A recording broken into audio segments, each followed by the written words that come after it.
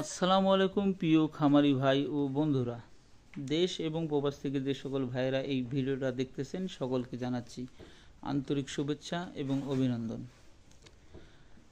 সাধারণত আজকে আমি যে আলোচনাটা করব, বিশেষ করে আপনার হাড্ডিসার গরু বাজার থেকে ক্রয় করার পরে বাসায় এনে কিন্তু তাৎক্ষণিক খাবার গ্রহণ করে না। ফিট হোক আর রেডি মিক্স হোক, যাই হোক, খাবার গ্রহণ করে না। তার একটা কারণও আছে অবশ্যই।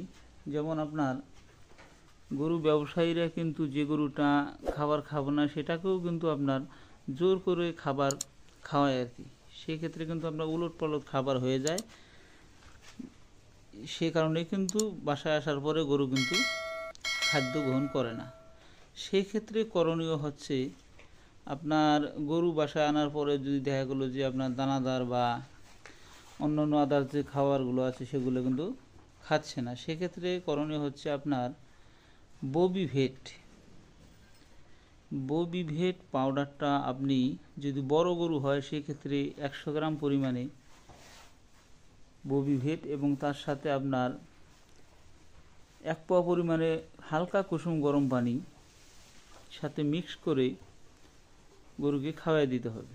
সেক্ষেত্রে কিন্তু আপনার আধা থেকে 1 ঘন্টা পরে আপনার পেটে যে ময়লা এবং যে খাদ্য যাই হোক না কেন সম্পূর্ণ কিন্তু বের হয়ে যাবে। তারপরে কিন্তু আপনার খাওয়ার রুচিটা বৃদ্ধি পাবে এবং অবশ্যই গরু দানাদার গ্রহণ করবে।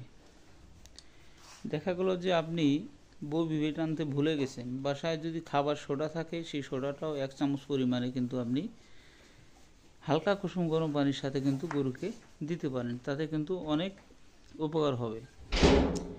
এটাই কিন্তু আমি করে থাকি আমার খামারের জন্য। আপনারাও কিন্তু এই টেকনিকটি অবলম্বন করতে পারেন। বোবিভেট কিন্তু একটা খুবই কার্যকরী, শুধুমাত্র রুচির খেতে দিতে তা না, পেট ফাঁপা, কিছু কারণে আপনার গরু বদ হজম, নানাবিধ সমস্যা হয়, সেই সমস্যা মোকাবেলা করার জন্যই কিন্তু আপনারা এই বোবিভেটটা, এটা কিন্তু নিরাপদ একটা ওষুধ। আপনারা যে কোনো গরুতেই কিন্তু এটা ব্যবহার করতে পারবেন।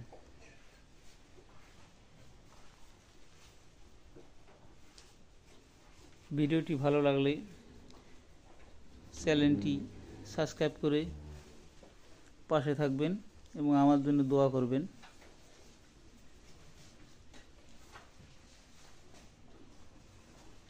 ধন্যবাদ সকলকে। আসসালামু আলাইকুম।